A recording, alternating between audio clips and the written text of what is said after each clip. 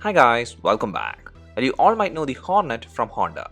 It was initially launched as a 160cc bike with raw power theme, and the bike was a pretty successful one. And the engine remained the same, at least in terms of capacity with the different iterations. But right now, when BS-6 has become mandatory, Honda pulled a great surprise from their sleeve by launching the Hornet 2.0, which has a bigger 184.40cc engine. So what has changed from the previous version of the Hornet to this new 2.0 one? And is the change a good one? And if you're planning to upgrade from the old Hornet, should you do that? Well, this video is all about that.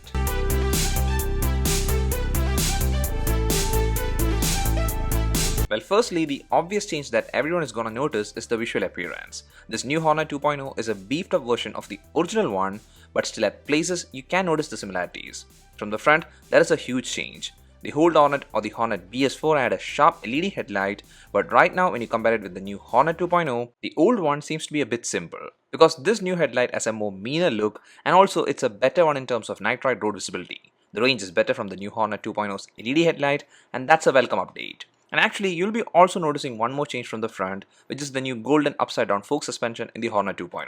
It's both visually as well as functionally a great update compared to the simple telescopic suspension in the original Hornet. Because here, this USD suspension has greatly improved the overall stability of the bike, and hence in higher speed, the bike felt more planted and controlled. Now here, there has been certain concerns about the longevity of the USD suspension in rough riding conditions, and as of now, I feel you don't have to worry much about it, because it seems like Honda has thought about it and they should have done the necessary stuff to help you in the long run. And also, this front suspension in the new Hornet 2.0 did take majority of the stress even through rough patches, and hence the ride was perfectly comfortable, even though it's a bit more on the stiffer side compared to the telescopic suspension in the old Hornet. Then checking the handlebar, well, that actually remains the same in both the Hornets, and to be frank, I like the straight type handlebar, and also with the Hornet 2.0, there is more to like with the switch controls offered, because finally you get the engine kill switch, which was missing in the old Hornet. And also the rest of the controls are the same in both the Hornets. But then a great improvement that you're going to notice is with the instrument cluster. It's a new sleek looking and also a very improved one in the Hornet 2.0.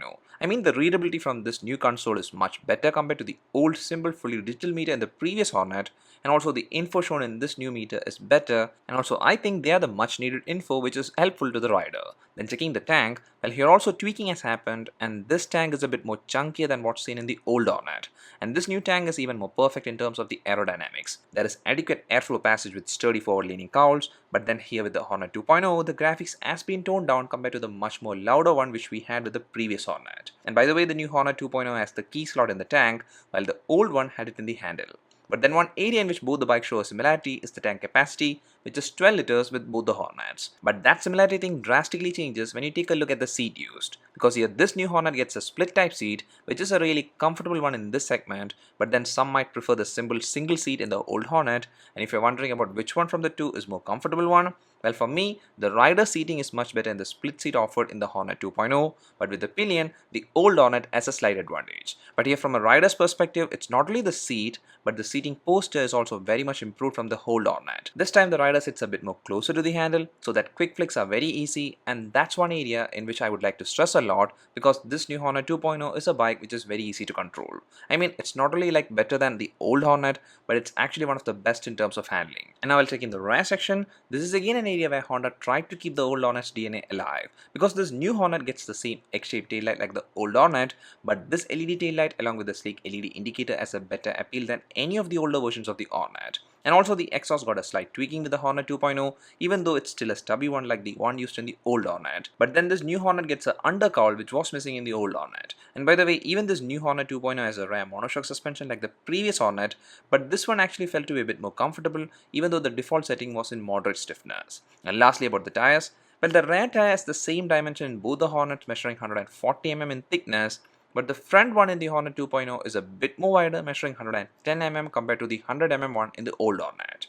But here also what I felt is that the new tires in the Hornet 2.0 grips the road better. So let it be dry or wet condition, the ride is safer in the Hornet 2.0, and that's the same even with the braking. Because the Honda 2.0 just has a single variant which has a 276mm pedal disc in the front and a 220mm disc in the rear with ABS equipped in the front. So it's a single channel ABS system like the last version of the Hornet, but then with the last version of the Hornet, there were two variants in which one was a single disc and the other was dual disc. And here also the better braking performance was actually obtained from this new Hornet 2.0. Now it can be because of the better stable design, improved tires and also this good braking combo, because here with the Hornet 2.0, I could do a panic braking in the 80 to 90 range, and even then the bike did stop well without any railway liftoff or any skids. Now before going to the very important update, well, one more thing that I would like to touch is about the body dimension, because that also hasn't changed a lot. The width is the same, and even the curb weight is almost identical, where the new one weighs just 142 kilograms, which makes it a very easy to handle bike for almost everyone. And interestingly, the ground clearance has actually improved in the new Hornet, where it's 167 mm, which was 164 mm in the previous Hornet. But then even while riding through rough conditions, the underside was safe with both these bikes, and also the main fiber parts used feels a bit more sturdy in the Hornet 2.0. So till now, things have very much improved with the Hornet 2.0, and that's without even touching the core change that has happened, which is with the engine. And this new engine is just awesome. It's a 184.40cc air-cooled 4-stroke fuel injection BS-6 standard engine, which is actually in every way an update when compared to the previous BS-4 carburetor 162.71cc engine. And this new higher capacity engine does produce improved power and torque than the old BS-4 engine, and you can actually feel that change when you hit the road. When I tested the Hornet BS-4, the performance start of it was very much linear, and it was like there is a thump in the first gear, but then it evens out at higher gears. And that Hornet was a good one to ride in a speed range from 0 to 85 or maybe in the 90 km/h range. But then even with the BS-4 Hornet, if you want to gain higher speed, you can push the max RPM style riding with all the gears up to the last gear, which is the fifth one, and by doing so, you could hit the 100 mark and higher. But here with the new Hornet 2.0, things can be done in multiple styles. Tuning is done carefully such that here also there is a linear trend with the acceleration chart if you prefer that, but if you want to do the quick speed gain stuff, well then changing the shifting pattern altogether changes the acceleration style.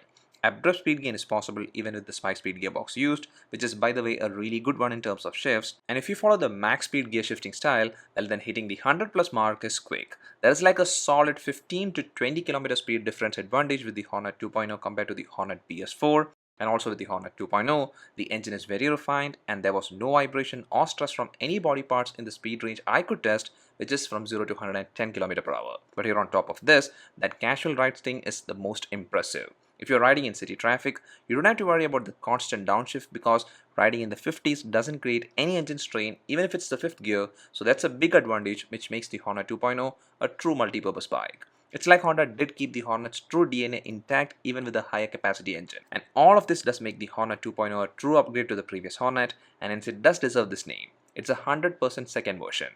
But here, since it's a comparison, we are not yet done because there are two more major stuff to check, which is the mileage and the price.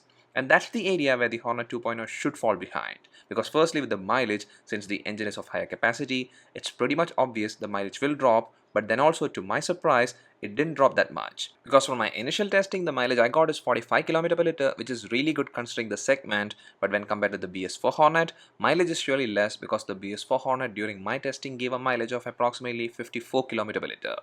Now these numbers is while riding in optimum conditions, and also for you it might vary because mileage totally depends on riding condition and riding pattern. And lastly with the pricing, well the ex-showroom pricing has gone up with the Hornet 2.0, and that's again not a surprise thing because this is a BS-6 engine and it's also one which is of better capacity. The ex-showroom pricing of the new Hornet 2.0 is approximately 1,31,954 Indian rupees, which is like a 31,000 price difference compared to the BS-4 Hornet, but like I said, this pricing, even though it looks very high, when you consider all the changes that has happened, then the price doesn't look that bad. And by the way, if you're in Kollam, Kerala and you want to know the on-road pricing, or if you're interested for a test ride or booking of the Hornet 2.0, well then you can contact the main authorized dealer in Kollam, which is Vahini Honda.